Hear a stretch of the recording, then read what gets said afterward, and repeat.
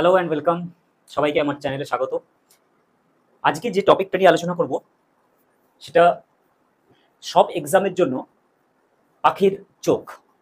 কারণ এখান থেকে কোয়েশ্চেন আসবে না এরকম কোনো এক্সাম হয়তো ইন্ডিয়াতে হয় না যে এই জায়গা থেকে কোয়েশ্চেন আসে না। সেটা হচ্ছে কনস্টিটিউশনের প্রেসিডেন্টের সেকশন থেকে, মানে এক্সিকিউটিভসের। আমি লাস্ট যেটা আমার পড়ানো শেষ হয়েছিল, যে লেকচারটা আমি লাস্ট দিয়েছিলাম, সেটা হচ্ছে 51A ফান্ডামেন্টাল ডিউটিস।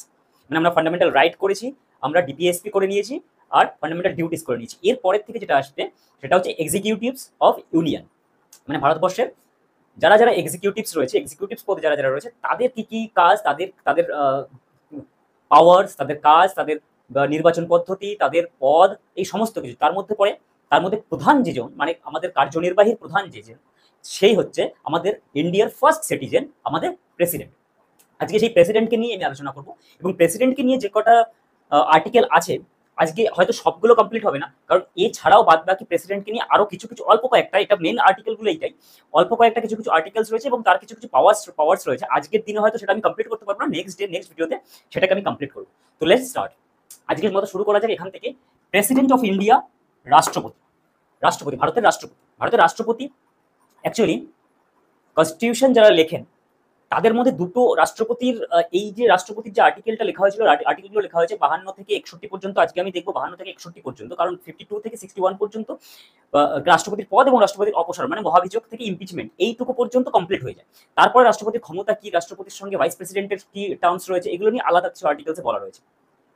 তো মেন যে আর্টিকেলসগুলো, সেখানে দুটো ভাগে বিভক্ত হয়ে কতগুলো মন্তব্য আমরা আগে জেনে নিই। যেরকম বি.আর. আম্বেদকরের সঙ্গে কেটি শাহ, এই দুইজন, বি.আর. আম্বেদকর, জওহরলাল নেহরু, এদের একটা টিম, আর কেটি শাহের একটা টিম। কেটি শাহ একাই, মানে এদের মধ্যে কনস্টিটিউশনের রাষ্ট্রপতি নির্বাচন বা রাষ্ট্রপতির পোস্টটা কিরকম হবে তাই নিয়ে একটা দ্বন্দ্ব ছিল। কিরকম দ্বন্দ্ব? দ্বন্দ্বটা হচ্ছে বেসিক্যালি যে রাষ্ট্রপতি ভারতবর্ষের সর্বেসর্বা হবে, না রাষ্ট্রপতির কাছে এইটুকুই শুধু ক্ষমতা থাকবে যে রাষ্ট্রপতির নামমাত্র প্রধান হবে। সেটা আর্টিকেলগুলো যখন আমি ডিটেলস আলোচনা করবো তখন দেখবে কোথায় কি বলা রয়েছে। অ্যাকচুয়ালি এই রকম ঘটনার সময়, মানে এরকম ঘটনা কিভাবে হয়, সেটা হচ্ছে আমরা দুটো দেশ নিয়ে আলোচনা করি। একটা দেশ আমরা ধরবো ইউএসএ কে, আর একটা দেশ আমরা ধরবো ইউকে বা ব্রিটেনকে। ঠিক আছে? এই দুটো দেশের মধ্যে প্রেসিডেন্ট, দুটো দেশেই প্রেসিডেন্ট আছে।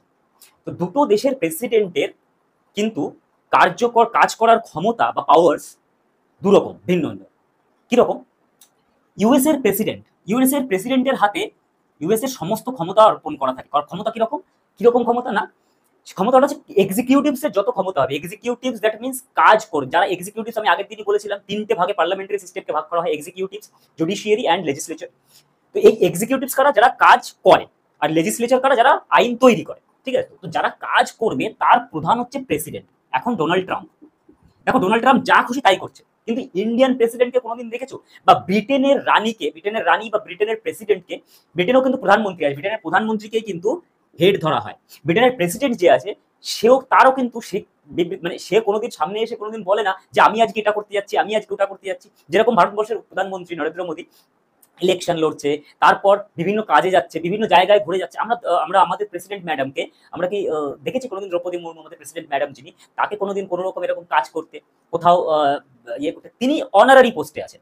তো এটা দুটো ধরনের জিনিস। সেটা হচ্ছে, একটা হচ্ছে ইউএসএ যে প্রেসিডেন্ট, তার ক্ষমতা হচ্ছে সর্বময় কর্তা এবং তাকে এক্সিকিউটিভের সমস্ত কাজ তিনিই করবেন। ঠিক আছে? কিন্তু ইউকে বা ইন্ডিয়ায় যে প্রেসিডেন্সিয়াল সিস্টেম, ইন্ডিয়ায় যে প্রেসিডেন্ট রয়েছে, সেই প্রেসিডেন্টের ক্ষমতা হচ্ছে ততটুকু যতটুকু প্রাইম মিনিস্টার তাকে বলবে। প্রাইম মিনিস্টার এবং কাউন্সিল অফ মিনিস্টার, প্রাইম মিনিস্টারের সঙ্গে কাউন্সিল অফ মিনিস্টার, যারা একসঙ্গে কাজ করে, যারা কাজ করে অ্যাকচুয়ালি দেশে, তো তারা সমস্ত কাজ করবে। শুধু ফাইনালি একটা সিগনেচার নেওয়ার জন্য প্রেসিডেন্টের কাছে যাবে এবং প্রেসিডেন্ট সেটাকে সিগনেচার করতে বাধ্য থাকবে। এটা হচ্ছে ইন্ডিয়ার সঙ্গে ইউএসএ প্রেসিডেন্টের তফাৎ। ইউএসএর প্রেসিডেন্ট যা এক্সিকিউটিভদের যা বলবে, কাউন্সিল অফ মিনিস্টার্সকে যা বলবে, কাউন্সিল অফ মিনিস্টার সেটা করতে বাধ্য। যেমন আমাদের প্রাইম মিনিস্টার হচ্ছে এক্সিকিউটিভসের অ্যাকচুয়াল প্রধান। এক্সিকিউটিভসের অ্যাকচুয়াল প্রাইম হচ্ছে কে? অ্যাকচুয়াল কার্যকর্তাকে প্রাইম মিনিস্টার যা বলছে তাই হচ্ছে। প্রাইম মিনিস্টার যেভাবে কাজ করতে বলছে কাউন্সিল অফ মিনিস্টার, অবশ্যই কাউন্সিল অফ মিনিস্টার, প্রত্যেকটা কাউন্সিল অফ মিনিস্টার মানে মন্ত্রী পরিষদ। এটা রোডওয়েজ ডিপার্টমেন্টে যে মন্ত্রী রয়েছেন, তিনি এসে একদিন বললো যে আমার স্যার এই রাস্তা লাগবে, তার জন্য অ্যালোকেশন এই, তার প্রজেক্ট এই সবকিছু। তো প্রধানমন্ত্রী প্রাইম মিনিস্টার ফার্স্ট সেটাকে দেখবে, প্রাইম মিনিস্টারের সেক্রেটারি রয়েছে, সমস্ত কিছু রয়েছে, তাদেরকে নিয়ে আলোচনা করবে, আলোচনা করার পরে দেখলো যে না ইয়েস, তখন তিনি রাইট করে দিলেন। সেই জিনিসটা এই যে কাজগুলো, এই যে কাজ, আর যখন বিল আসে এই ধরনের এই সংক্রান্ত যখন নর্মাল যে কাজগুলো, সেই কাজগুলোর প্রধান কে হবে, সেই কাজগুলো কে করবে, প্রাইম মিনিস্টারই করবে। কিন্তু এই জায়গাটাতেই ইউএস এর সঙ্গে এই নর্মাল কাজগুলোই ইউএসএ থেকে করে, প্রেসিডেন্ট করে, মানে ফাইনাল সিগনেচার ওনার, আর এখানে কে করবে, প্রাইম মিনিস্টার। তাহলে এটাই হচ্ছে প্রাইম মিনিস্টার আর প্রেসিডেন্টের মধ্যে, আমাদের দেশে প্রাইম মিনিস্টার এবং প্রেসিডেন্টের মধ্যে পার্থক্য। এখানেই কিন্তু সব ঝামেলাটা হয়, এখান থেকে অনেক ঘুরিয়ে ফিরিয়ে কোয়েশ্চেনগুলো করে ইউপিএসসি এবং ডাব্লিউবিসিএস লেভেলে। প্রাইম মিনিস্টারের কাজ কি এবং প্রেসিডেন্টের কাজ কি? তো প্রেসিডেন্ট, আমাদের দেশে প্রেসিডেন্ট নামমাত্র প্রধান, অ্যাকচুয়াল প্রধানকে, এক্সিকিউটিভের অ্যাকচুয়াল প্রধানকে, প্রাইম মিনিস্টার।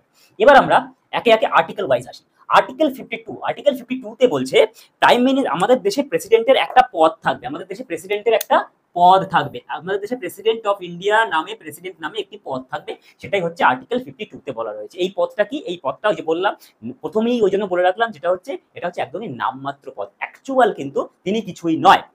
অ্যাকচুয়াল যা করার নরেন্দ্র মোদী করছে, সবকিছু তাই করছে। প্রেসিডেন্ট কি? লাস্টে ফাইনাল সিগনেচার। কোনো বিল পাস হচ্ছে, কোনো বিল সংসদে পাস হয়ে আসলো, প্রেসিডেন্টের কাছে পাঠানো হবে বিলটাকে। প্রেসিডেন্ট কি করতে পারে? প্রেসিডেন্টের ক্ষমতা আছে, প্রেসিডেন্ট সেই বিলটাকে হোল্ড করতে পারে, প্রেসিডেন্ট সেই বিলটাকে আবার পার্লামেন্টে পাঠাতে পারে পুনর্বিবেচনার জন্য।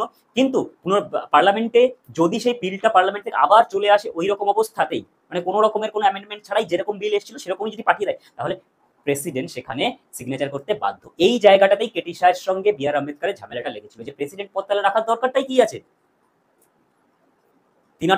তার যখন কোনো ক্ষমতাই নেই। কিন্তু না, বি.আর. আম্বেদকর বলেছিলেন আমাদের সিস্টেমটাকে আমরা রাখতে চাইছি পার্লামেন্টারি সিস্টেম, আমাদের সিস্টেমটাকে আমরা কমপ্লিটলি জনতার প্রতিনিধি, মানে জনগণকে, যেহেতু আমরা we are the people of India, আমাদের কনস্টিটিউশন প্রিঅ্যাম্বলের ফার্স্ট, মানে আমরা we the people of India, আমরা আমাদের কনস্টিটিউশন আমরা নিজেরা তৈরি করছি, তার মানে পিপলকে সব থেকে যেহেতু অগ্রিম রাখা রয়েছে, সেহেতু পার্লামেন্টারি সিস্টেম, আমাদের সিস্টেমটা কি? পার্লামেন্টারি। দু ধরনের সিস্টেম হয়, প্রেসিডেন্সিয়াল সিস্টেম কোথায় চলে? ইউএসএ চলে। পার্লামেন্টারি সিস্টেম আমাদের, পার্লামেন্টারি সিস্টেমে কি চলবে না, পার্লামেন্টারি সিস্টেমের প্রধান থাকবে, এক্সিকিউটিভ প্রধান থাকবে প্রাইম মিনিস্টার, এবং জনতা যাদেরকে চুজ করেছে, জনতা কাদেরকে চুজ করে? জনতা ভোট দেয়, এমএলএ এমপি এরা হয়, এমএলএ এমপি থেকেই মন্ত্রী হয়, যারা এমএলএ এমপি হচ্ছে সেখান থেকেই বেছে নিয়ে কয়েকজনকে মন্ত্রী তৈরি করা হয়, এবং সেই মন্ত্রীরাই প্রধানমন্ত্রীর আন্ডারে কাজ করে, এবং প্রধানমন্ত্রী আর সেই মন্ত্রীরা একসঙ্গে কাজ করে দেশে।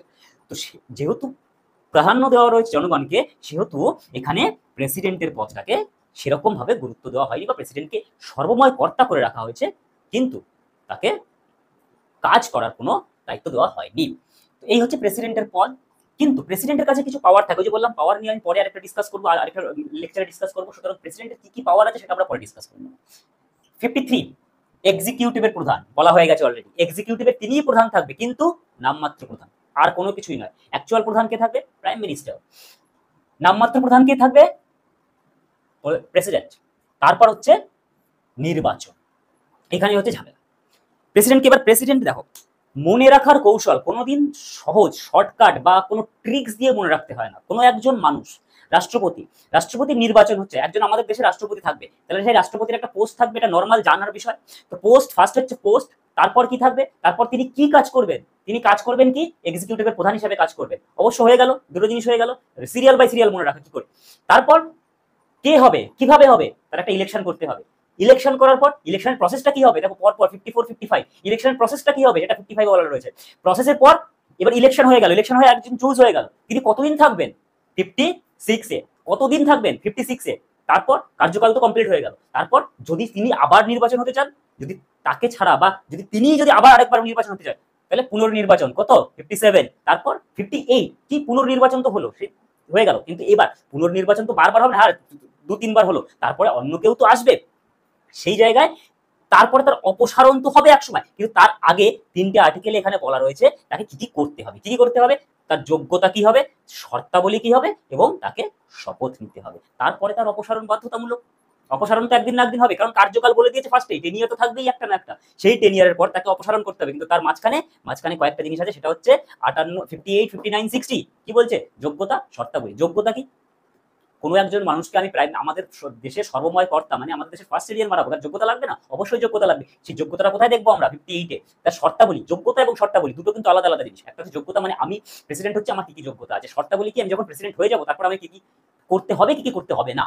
আমার সঙ্গে কি কি করা হবে, আমার সঙ্গে কি কি করা হবে না, এটা হচ্ছে শর্তাবলী, কন্ডিশন। এই কন্ডিশন মেনে তবে তোমাকে প্রেসিডেন্ট হতে হবে। তারপর কি আছে, 60 শপথ, অবশ্যই শপথ নিতে হয়, প্রত্যেকটা শপথ নিতে হয়। যখন কেউ প্রাইম মিনিস্টার, যখন কেউ মিনিস্টার, যা কিছু হয় আমাদের দেশে সমস্ত কিছু, একটা যখন কোনো পার্লামেন্টারি সিস্টেমে, গণতান্ত্রিক দেশে ভোট হয়ে নির্বাচন হয়, তাতে যারা যারা মন্ত্রী হবে, মন্ত্রী পরিষদ, প্রধানমন্ত্রী যেই হোক না কেন, তাকে প্রত্যেককে শপথ নিতে হবে। কি শপথ নিতে হয়?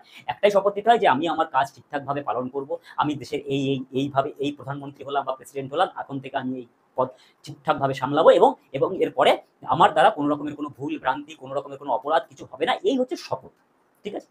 তাহলে এবার আমরা কিভাবে মুখস্থ রাখবো, সেটা হচ্ছে সিরিয়াল বাই এরকম ভাবে মুখস্থ রাখবো, কিন্তু তাহলে একদম মাথায় সেট হয়ে থাকবে, কোনোভাবে ভুলবো না। তারপরে কি হবে?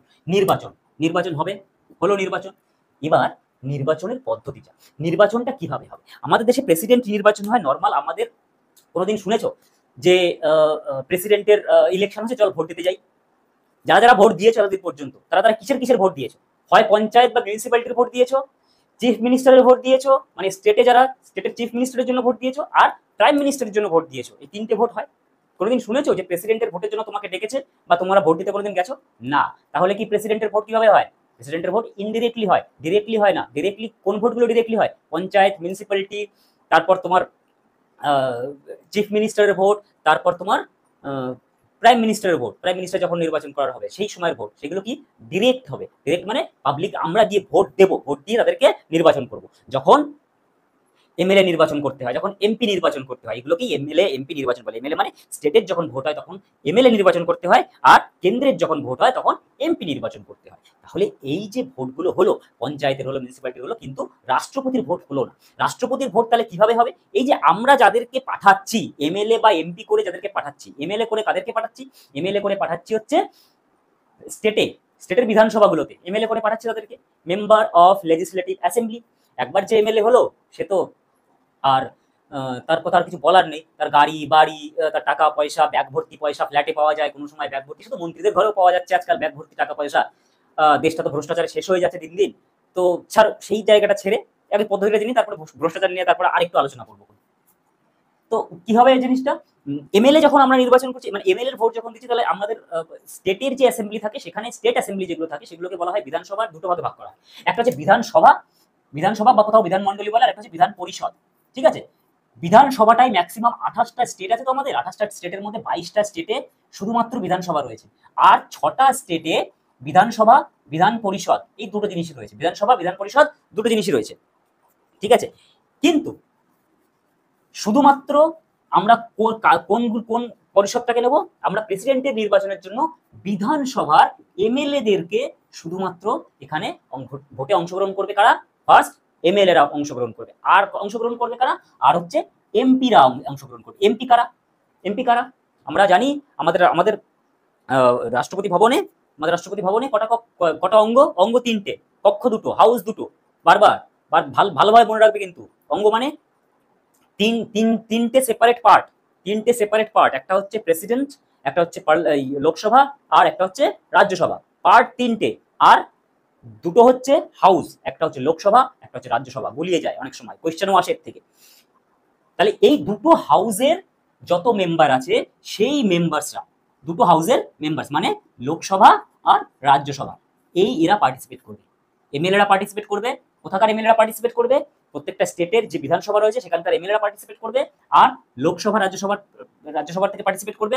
আর কারা পার্টিসিপেট করবে? দুটো ইউনিয়ন টেরিটরি, দিল্লি, একমাত্র দিল্লি আর পুডুচেরি, এই দুটো ইউনিয়ন টেরিটরির যে বিধানসভা রয়েছে, সেই বিধানসভার এমএলএরা। বাদ বাকি কোনো ইউনিয়ন টেরিটরির এমএলএরা অংশগ্রহণ করতে পারবে না, মানে বিধানসভার মেম্বাররা অংশগ্রহণ করতে পারবে না। ঠিক আছে? কিভাবে? এটা হচ্ছে নির্বাচন। এই নির্বাচনটা, তারপর হচ্ছে পদ্ধতি, নির্বাচন পদ্ধতি। নির্বাচন পদ্ধতিতে আসা যাক। আচ্ছা, এই বিধান পরিষদ, বিধান পরিষদ কোথায় কোথায় আছে জানো? বিধান পরিষদ আছে ইউপি, জানার জন্য বলে রাখি, ইউপি, বিহার, কর্ণাটক, 6টা জায়গায় বললাম না যে রয়েছে, 6টা স্টেটে। কর্ণাটকায় রয়েছে, ইউপি রয়েছে, বিহার, কর্ণাটকা রয়েছে, তেলেঙ্গানাতে রয়েছে, মহারাষ্ট্রতে, আর রয়েছে অন্ধ্রপ্রদেশে। এই 6টা স্টেটে বিধান পরিষদ রয়েছে। সেখানে কিন্তু বিধান পরিষদ রয়েছে, বিধানমণ্ডল এবং বিধান পরিষদ দুটো একসঙ্গে, বিধানসভা এবং বিধান পরিষদ দুটো একসঙ্গে রয়েছে 6টা। তাহলে এবার কিভাবে ভোট হয় দেখা যাক। এমএলএ এর ভোট ফার্স্ট আমরা কাউন্ট করবো কিভাবে, এমএলএ এর ভোট কাউন্ট করবো, একটা এমএলএ এর ভোট কাউন্ট করবো, যেহেতু ইনডাইরেক্ট ইলেকশন, বুঝতে পারছো ইনডাইরেক্ট ইলেকশন মানে কি? ইনডাইরেক্ট ইলেকশন মানে হচ্ছে একজন এমএলএ ভোট দেবে বা একজন এমপি ভোট দিতে যাবে, এমপি আর এমএলএ মিলে ভোট দিতে যাবে, ঠিক আছে? তো টোটাল যে এমপি রয়েছে, টোটাল যে এমএলএ রয়েছে, সেই এমএলএ আমাদের ভারতবর্ষে 4123 জন এমএলএ রয়েছে। জম্মু অ্যান্ড কাশ্মীর হওয়ার আগে মানে লাস্ট ইলেকশনে, লাস্ট যে ইলেকশনটা হয়েছিল প্রেসিডেন্ট ইলেকশন, তার আগে তো জম্মু কাশ্মীর হয়নি, তখন কিন্তু 4033টা কি ছিল, এমএলএ ছিল টোটাল। কিন্তু ইলেকশন জম্মু অ্যান্ড কাশ্মীর হয়ে যাওয়ার পরে 4123, জম্মু অ্যান্ড কাশ্মীরে 90টা এমএলএ রয়েছে, 90 জন এমএলএ রয়েছে, 4123 জন এমএলএ টোটাল এমএলএ রয়েছে। কতজন রয়েছে? 4123 জন। এই 4123 জনের টোটাল ভোটকে আমরা ক্যালকুলেট করতে হবে। টোটাল ভোট কি করে ক্যালকুলেট করা হয় দেখো, ফার্স্টে একজনের ক্যালকুলেট করি, তারপরে কিভাবে কিভাবে টোটাল করা হয় সেটা বলে দিচ্ছি। একজন এমএলএ ভোট ক্যালকুলেট হবে কি করে? সেই ক্যালকুলেট হবে সেই রাজ্যের জনসংখ্যা, টোটাল জনসংখ্যা। অবশ্য এই জায়গাটা মাথায় রাখতে হবে, জনসংখ্যাটা তাহলে স্যার জনসংখ্যা কোন আজকের ডেটের নাকি পুরনো কোনো ডেটের নাকি কোন ইয়ারে? 2000, 2001, 2012, 2011 সেন্সাস, তারপরে 2011 পরে সেন্সাসই হয়নি, 2001 পরে সেন্সাসই হয়নি, 2011 পরে সেন্সাস হবে আবার নতুন করে, সেটা শুনছি 2026 হয়তো সেন্সাস হবে। কিন্তু এই সেন্সাসটা, এই পপুলেশনটা 1971 এর যত রকমের প্রেসিডেন্টের যা কিছু কোয়েশ্চেন আসার মতো সব কিন্তু এখানে ডিসকাস হয়ে যাচ্ছে, বাদ বাকি কিচ্ছু থাকবে না প্রেসিডেন্ট নিয়ে, ঠিক আছে? 1971 এর সেন্সাস অনুযায়ী আমরা এই পপুলেশনটা নেব 1971 এর সেন্সাস অনুযায়ী, ঠিক আছে? তো টোটাল পপুলেশন নিলাম, তারপর নেব সেখানকার নাম্বার অফ এমএলএ, সেই স্টেটের নাম্বার অফ এমএলএ। লাইক আমরা ফার্স্ট সবথেকে বেশি আসে হচ্ছে ইউপিতে, সবথেকে বেশি এমএলএ রয়েছে ইউপিতে, ইউপিতে হচ্ছে 403 জন এমএলএ। এবার এই 403 জনকে টোটাল পপুলেশনকে 403 দিয়ে ভাগ করে দিলে আমরা পাই হচ্ছে 208, 208। এই 208 কে তখন এই 403 দিয়ে ভাগ করব, বলে 208 এবং তার সঙ্গে কি হবে, তার সঙ্গে 1/1000 এ ডিভাইড করা হয়, 1/1000 এ ডিভাইড করা হয়। Total population number of MLA into 1/1000 হয়ে গেল ফর্মুলা এটা। তারপরে এইটার থেকে বেরোবে কি, এটার থেকে বেরোলে হচ্ছে ধরো ইউপির বেরোবে হচ্ছে 208 বেরোবে, 208 বেরোবে এখান থেকে। 208 যেটা বেরোলো তার সঙ্গে টোটাল এমএলএ যতজন আছে ততজনকে মাল্টিপ্লাই করলে টোটাল ভোট বেরিয়ে গেল 83,824। ক্লিয়ার হয়ে গেল পুরো? এইভাবে এক একজন এমএলএ ভোট বের করা হয়। আমাদের ওয়েস্ট বেঙ্গলে কত, আমাদের ওয়েস্ট বেঙ্গলের এমএলএ হচ্ছে 294 এবং এই রকম ভাবে ক্যালকুলেশন করার পরে আসছে 151 এবং টোটাল ভোট হচ্ছে 44,394। সবথেকে এটা হচ্ছে সবথেকে বেশি, আর সবথেকে কম হচ্ছে, সবথেকে লোয়েস্ট হচ্ছে এটা সবথেকে বেশি, আর সবথেকে লোয়েস্ট হচ্ছে সিকিমে। 32 জন এমপি আছে সেখানে, 32 নাম্বারস অফ মেম্বার এমএলএ আছে, এবং এই যে এই ক্যালকুলেশন করার পর সেখানে আসে 7, তো সেখানে টোটাল ভোট সংখ্যা হচ্ছে 224। এরকম ভাবে টোটাল যতগুলো 28টা স্টেট আছে সেই স্টেটের সবগুলো মিলিয়ে, সবগুলো 28টা স্টেট এবং দুটো ইউনিয়ন টেরিটরি সবগুলো মিলিয়ে টোটাল ভোট সংখ্যা হয় এমএলএদের 5,43,231, 5,43,231 টোটাল নাম্বার অফ ভোটস, ঠিক আছে? এবার গেল এটা এমএলএদের। এবার এমপির ভোটে চলে আসো। এবার একজন এমপির ভোট কি হবে, টোটাল ভোট অফ এমএলএ, এই সংখ্যাটা, total vote of MLA divided by number of MP. Total number কটা আছে আমাদের, টোটাল নাম্বার অফ এমপি আমাদের কতগুলো আছে, কতজন আছে, টোটাল নাম্বার অফ এমপি কতজন আছে, ঠিক আছে? কতগুলো বলাই ভালো, যা চোর ছচড়া সব ওর ভিতরে রয়েছে তা কতগুলো বলাই ভালো, ঠিক আছে না? যাই হোক, আমাদের লোকসভায় এমপির সংখ্যা হচ্ছে 545, আর রাজ্যসভায় সংখ্যা হচ্ছে 245। তাহলে 545 আর 245 এর মধ্যে বাদ যায় কিছু, এখান থেকে দুজন বাদ যায়, বাদ গিয়ে থাকে 543। কেন স্যার বাদ যায়? আর এখান থেকে 12 বাদ যায়, 12 জন বাদ যায়, থাকে 233। তাই হলো তো? 2316 ওকে 233, আর এখানে 543। এই দুজন হচ্ছে অ্যাংলো ইন্ডিয়ান কারা? অ্যাংলো ইন্ডিয়ান হচ্ছে আমাদের ব্রিটিশদের গিফট দেওয়া, ব্রিটিশ পর্তুগিজ যারা আমাদেরকে শাসন করে গেছিল তাদের গিফট, এরা হচ্ছে অ্যাংলো ইন্ডিয়ান। মানে তারা এসে এখানে বংশ বিস্তার করেছে, সেই বংশ বিস্তারের ফল এখন ভোগ করতে হচ্ছে আমাদের। মানে দ্যাট মিনস তারা যে সংখ্যায় রয়ে গেছে, যে পরিমাণ কিছু সংখ্যা গোয়াতে তো এখন প্রচুর তুমি দেখতে পাবে পর্তুগিজরা রয়েছে, বিভিন্ন ভারতবর্ষে বিভিন্ন জায়গায় এরকম অ্যাংলো ইন্ডিয়ান্স কিছু আর রয়েছে। তো তাদের তো কিছু, যখন আমাদের দেশ স্বাধীন হয়েছে তাদেরও তো কিছু ব্যবস্থা নিতে হবে, কারণ আমরা তো আর ওদের মতো পিশাচ নই। ওরা যে পৈশাচিক অত্যাচার আমাদের উপর করেছিল, যে নৃশংস অত্যাচার, আমরা তো সেরকম করতে পারবো না যে এবার যা আছে অ্যাংলো ইন্ডিয়ান্স যা আছে সবগুলোকে মেরে কুচি কাটা করে ফেলে দেবো, গঙ্গার জলে ভাসিয়ে দেবো। আমরা তো সেরকম নই। বসুধৈব কুটুম্বকম, আমরা সেই সনাতন ধর্মের লোক আমরা। তো আমরা তাদের কথা চিন্তা করেছি, আমরা তাদের কথা ভেবেছি, এবং তাদের কথা চিন্তা করার পরেও তাদেরকে রিপ্রেজেন্ট যাতে করতে পারে পার্লামেন্টে, তার জন্য দুজনকে রাখাও হয়েছে। কতটা মহান নিজেদেরকে আমরা ভাবো, আমরা কতটা মহান, সত্যি গর্ব করা উচিত ভারতীয় হিসেবে যে আমরা কতটা মহান। তাদের জন্য দুটো সিট রিজার্ভ করে রেখেছি। এই দুটো সিট যে রিজার্ভ করেছি এটা প্রেসিডেন্ট মনোনীত করে বলে প্রেসিডেন্টের ইলেকশনে এদেরকে বাদ রাখা। আর 12 জন রাজ্যসভায় প্রেসিডেন্ট মনোনীত করে, তারা বিভিন্ন রকমের অ্যাচিভমেন্ট, বিভিন্ন রকমের কৃতিত্বের জন্য 12 জনকে নমিনি হিসেবে 12 জন নমিনিকে আমাদের রাজ্যসভায় স্থান দেওয়া হয় তাদের এক্সট্রাঅর্ডিনারি কাজের জন্য। যেমন ভারতরত্ন দেওয়া হয়, পদ্মভূষণ দেওয়া হয়, পদ্মভূষণ দেওয়া হয়, সেরকম 12 জন মানুষ, 12 জন ব্যক্তি যারা ভারতবর্ষের এক্সট্রাঅর্ডিনারি ব্যক্তিত্ব, তাদেরকে আমরা স্থান দিই কোথায়?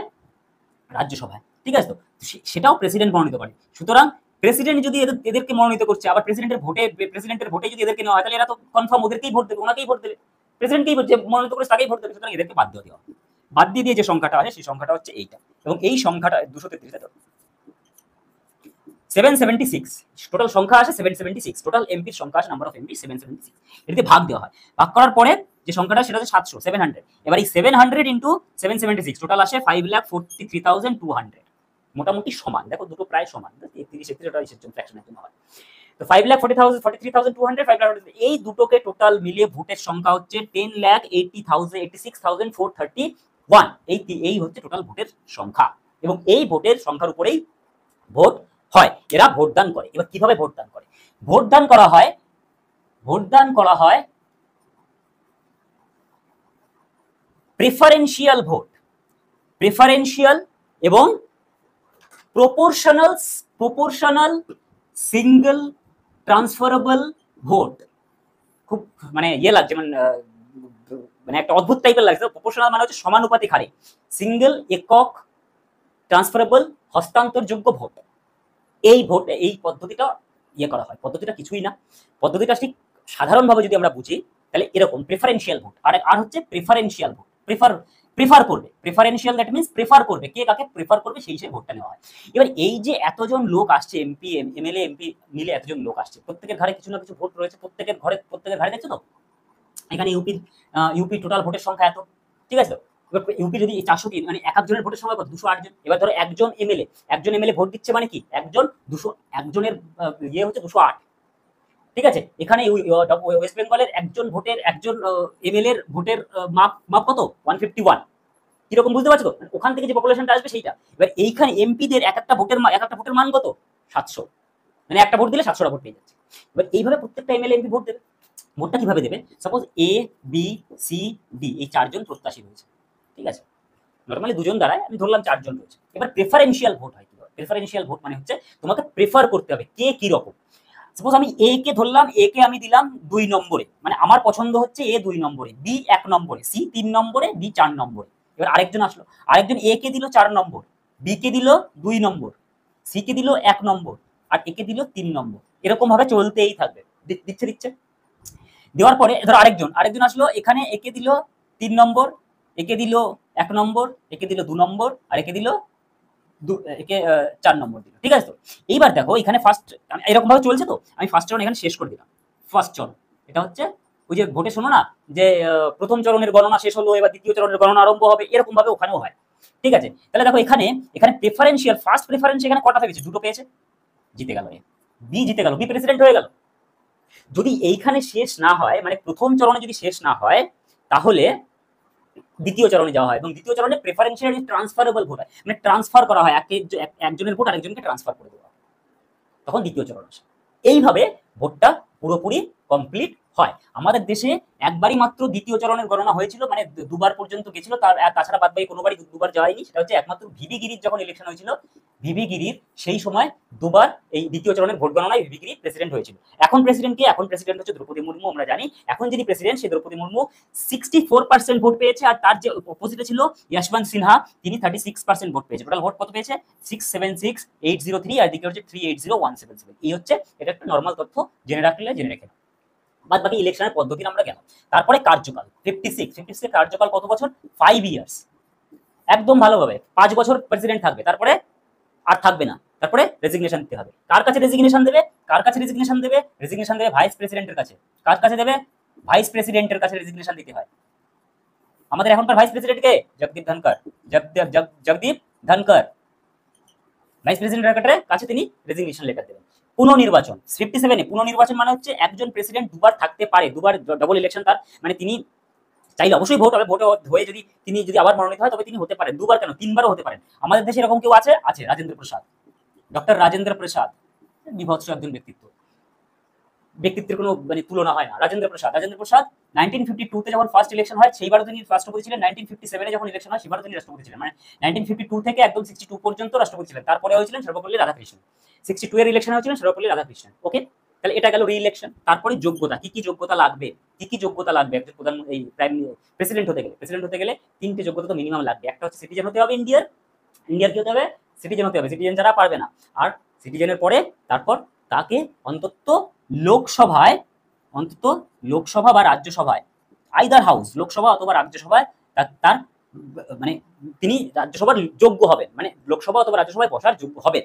ঠিক আছে তো, দ্যাট মিনস কি তিনি কোথা থেকে একটা জিতে আসতে হবে, কোথাও থেকে একটা জিতবেন তিনি রাজ্যসভা বা লোকসভায়, তিনি তার যোগ্যতা থাকবে। অথবা তাকে কেউ জিতে আসলো না কিন্তু তাকে রাষ্ট্রপতি করতে হবে, তখন কি হয়, তখন তার জায়গায় একটা প্রক্সি ভোট নিয়ে আসা হয়, প্রক্সি ভোটে তাকে সেখানে রাজ্যসভা বা লোকসভার এমএলএ বা এমপির পোস্ট তাকে দেওয়া হয়। তো সেইটুকু মিনিমাম যোগ্যতা তাকে থাকতে হবে।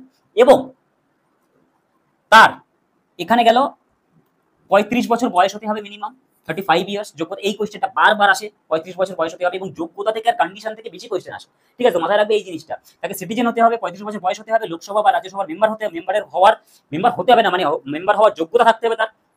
এবং এইসবে কোনো প্রবলেম হয় না। প্রবলেম কখন হয়, তাকে 50 জন প্রপোজার আনবেন তিনি, 50 জন প্রপোজার এবং 50 সেকেন্ডার বলা হয়, মানে অনুমোদন করবে 50 জন, রাজ্যসভা অথবা লোকসভা, কোন সভা থেকে দরকার নেই, লোকসভা থেকে হতে পারে, বিধানসভা থেকে, এবার রাজ্যসভা থেকে হতে পারে। লোকসভায় 25 জন, বিধানসভায় 25 জন প্রপোজার হতে পারে, বা একা যদি শুধুমাত্র রাজ্যসভা থেকে 50 জন সেকেন্ডার, সেটা হতে পারে। প্রপোজার সেকেন্ডার কি মানে, রাজ্যসভা এবং লোকসভা মিলিয়ে 50 জন প্রপোজ করছে ইনাকে যে ইনি রাষ্ট্রপতি হতে পারবেন। প্রপোজ কথাটা তোমাদের এখন আর কাউকে নতুন করে বুঝিয়ে দেওয়ার ব্যাপার নেই যে প্রপোজ জিনিসটা কি। প্রপোজ দ্যাট মিনস ওই প্রপোজই যে প্রপোজ তোমরা সবাই একে অপরকে করো, দ্যাট ইজ প্রপোজ। তো প্রপোজ দ্যাট মিনস প্রপোজ করতে হবে যে ইনি হবেন, ইনি আগামী প্রেসিডেন্ট হবেন। তোমরা যেমন প্রপোজ করো কাউকে যে ইনি আমার আগামী হবেন, মানে তাকে পোস্ট দাও, যে পোস্টই দাও না কেন, সেই রকমই প্রপোজার থাকবে। এবং সেকেন্ডার মানে হচ্ছে এই যে প্রপোজার করলো তাদেরকে অনুমোদন দেওয়ার জন্য আরো 50 জন লাগবে। 50 জন প্রপোজার তো আছেই, তাদেরকে সেই 50 জনেরকে প্রপোজ যারা করেছে তাদেরকে আরো 50 জন ঠিক করবে, তাদেরকে মানে প্রপোজারকেও আবার সেকেন্ডার, তাদেরকে অনুমোদন দেবে আরো 50 জন। এইখানেই হয়ে যায় গন্ডগোল, এইটাই অনেকে পায় না, সেইখানেই রাষ্ট্রপতিতে গন্ডগোলটা হয়। সুতরাং এই একটা ইম্পর্টেন্ট যোগ্যতার কথা এখানে বলা আছে। তারপরে শর্তাবলী, প্রেসিডেন্ট হয়ে গেল, যোগ্যতা হয়ে গেল, সব হয়ে গেল, শর্তাবলী কি কি শর্তাবলী তাকে মেনটেন করতে হবে। এবার দেখো, শর্তাবলী মেনটেন করার মধ্যে ফার্স্ট হচ্ছে তিনি লোকসভা অথবা রাজ্যসভা, যেদিন থেকে তিনি প্রেসিডেন্ট হবেন সেদিনই যদি তিনি রাজ্যসভা বা লোকসভার মেম্বার হয়ে থাকেন, তাকে সেদিন থেকেই পদত্যাগ করতে হবে, সেখানে পদত্যাগ করতে হবে সেদিনই, মানে কোনো সদস্য তিনি থাকবে না, তিনি একমাত্র প্রেসিডেন্টই থাকবে, তার একটাই পোস্ট থাকবে, তিনি প্রেসিডেন্ট। তারপর কোনো লাভজনক পোস্ট, মানে কোনো অফিসিয়াল পোস্ট হোল্ড করবে না, তিনি মানসিক ভারসাম্যহীন হবে না, মানে পাগল হবেন না, মানসিক ভারসাম্যহীন হবেন না, তিনি দেউলিয়া হবেন না, মানে দেউলিয়া দ্যাট মিনস যারা পয়সা করি মানে ব্যাংকের থেকে বা আর্থিকভাবে কোনো রকম জালিয়াতি করে পয়সা করি নিয়ে শোধ করার ক্ষমতা থাকে না, তাদেরকে বলা হয় দেউলিয়া। ঠিক আছে তো, ইনসলভেন্ট, অ্যাকচুয়ালি ইংলিশে বলা হয় ইনসলভেন্ট, যাদেরকে ব্যাংক দেউলিয়া ঘোষণা করে দেয়, ইনসলভেন্ট ঘোষণা করে দেওয়া হয়। ঠিক আছে, যেমন এই মেহুল চোকসি, তারপরে বিজয় মালিয়া টাকা পয়সা নিয়ে ভেঙে গেছে, তাদের এখন ক্ষমতা নেই টাকা পয়সা দেওয়ার মতো। সাহারা সুব্রত রায় যেরকম কেসটা হয়েছিল ওয়েস্ট বেঙ্গলে, তাই তো, তাহলে দেউলিয়া হবেন না। এবং শর্তাবলীর মধ্যে আরেকটা কি আছে, তাকে 15,000 টাকা ডিপোজিট রাখতে হবে, 15,000 টাকা আরবিআই তে মিনিমাম একটা শর্তাবলী রাখা হয়েছে, সবাই রাখতে পারে এরকম কোনো ব্যাপার নয়। এবং 15,000 টাকা আরবিআই তে তাকে ডিপোজিট মানি হিসেবে রাখতে হবে। হলো, এটা শর্তাবলী গেল 59। এবার আমরা 60 তে আসি, শপথ গ্রহণ করতে হবে। যেদিন তিনি রাষ্ট্রপতি, এইসব সব হয়ে গেল, সব হয়ে যাওয়ার পর যেদিন তিনি রাষ্ট্রপতি হবেন সেদিন তাকে শপথ গ্রহণ করতে হবে। কার মাধ্যমে শপথ গ্রহণ করবেন? চিফ জাস্টিস অফ ইন্ডিয়া, তাকে শপথ গ্রহণ করাবেন। ঠিক আছে, চিফ জাস্টিস অফ ইন্ডিয়া তাকে শপথ গ্রহণ করাবেন কে? Chief justice of India. অথবা যদি চিফ জাস্টিস অফ ইন্ডিয়া যদি অ্যাবসেন্ট থাকে, তার অ্যাবসেন্টে মোস্ট সিনিয়র জাজ অফ সুপ্রিম কোর্ট, ঠিক আছে, যদি তিনি অ্যাবসেন্ট থাকেন, এই সময় চিফ জাস্টিস অফ ইন্ডিয়া দিয়ে অ্যাবসেন্ট হয়ে গেল। এবার ইমপিচমেন্টটা হচ্ছে অপসারণ কিভাবে করতে হয়। অপসারণ করার পদ্ধতি হচ্ছে রাজ্যসভা অথবা লোকসভা উভয় কক্ষ, যে কোনো কক্ষ থেকে, রাজ্যসভা অথবা লোকসভা যে কোনো কক্ষ থেকে এই মানে রাষ্ট্রপতির অপসারণের, ইমপিচমেন্টের কিন্তু মানে উঠতে পারে, যে অপসারণ করা হবে যে কোনো সভা থেকে, যে কোনো কক্ষ থেকে উঠতে পারে যে রাষ্ট্রপতির অপসারণ বা মহাভিযোগ উঠতে পারে, মহাভিযোগ উঠতে পারে। কিন্তু মহাভিযোগ উঠতে গেলে অবশ্যই মেজরিটি মেজরিটি মেজরিটি মেজরিটি কি লাগবে? Two third majority of Lok Sabha, এবং আবার রাজ্যসভারও টু থার্ড মেজরিটি কিন্তু অবশ্যই লাগবে। মহাভিযোগ করতে গেলে রাজ্যসভার টু থার্ড মেম্বার কে, রাজ্যসভা লোকসভার যে কক্ষ থেকে উঠছে, রাজ্যসভা থেকে উঠলে রাজ্যসভা, লোকসভা থেকে উঠলে লোকসভা, লোকসভা থেকে যদি প্রথম ওঠে তাহলে সেখানে টু থার্ড, এবং পরে সে যদি রাজ্যসভাতে আসে তাহলে রাজ্যসভাতেও আবার টু থার্ড মেম্বার এই বিলে সায় দেবে। মহাভিযোগ মানে অপসারণ করার যে বিয়েটা উঠেছে সেখানে সায় দেবে। কি ক্ষেত্রে হতে পারে? না, বিভিন্ন রকমের ক্ষেত্রে হতে পারে। যেমন যদি কোনো তিনি কোনো রকম কোনো কিছু গোপন করেছে, মানে যে যোগ্যতা দরকার সেটাকেও গোপন করেছেন, অথবা যে শর্তাবলী রয়েছে সেগুলো মানছেন না, সেরকম কোনো কিছু হতে পারে। বা কোনো আমাদের দেশে তো ঘোটালার অভাব নেই, কোনো রকমের ঘোটালায় জড়িয়ে পড়েছেন, কিরকম কিছু কিছু আইনি জটিলতায় জড়িয়ে পড়েছেন, এইসব ক্ষেত্রে মহাভিযোগ আনা হয়। তবে এখনো পর্যন্ত ইন্ডিয়াতে সেরকম কোনোদিন কোনো ঘটনা ঘটেনি, মহাভিযোগের কেস ঘটেনি। তাহলে এই হচ্ছে প্রেসিডেন্টের প্রেসিডেন্টের 52 থেকে 61 পর্যন্ত সমস্ত আর্টিকেলস। এবং এছাড়াও রাষ্ট্রপতির ক্ষমতা কি, আরো কিছু কিছু রাষ্ট্রপতি না থাকলে রাষ্ট্রপতির পদকে সামলাবে, তারপর এই ধরনের কিছু কিছু আরো যে জিনিসগুলো বাকি থাকলো সেগুলো নেক্সট ভিডিওতে আলোচনা করবো। অবশ্যই এই ভিডিও দেখে যদি ভালো লাগে অবশ্যই কমেন্ট করবে, লাইক করবে, সাবস্ক্রাইব করবে, চ্যানেলকে শেয়ার করবে বন্ধুদের মধ্যে। না হলে তোমাদেরকে পড়ানোর এই যে মোটিভেশন সেটাই আসে না। ওকে, তো আজকের জন্য এটুকুই। Thank you very much.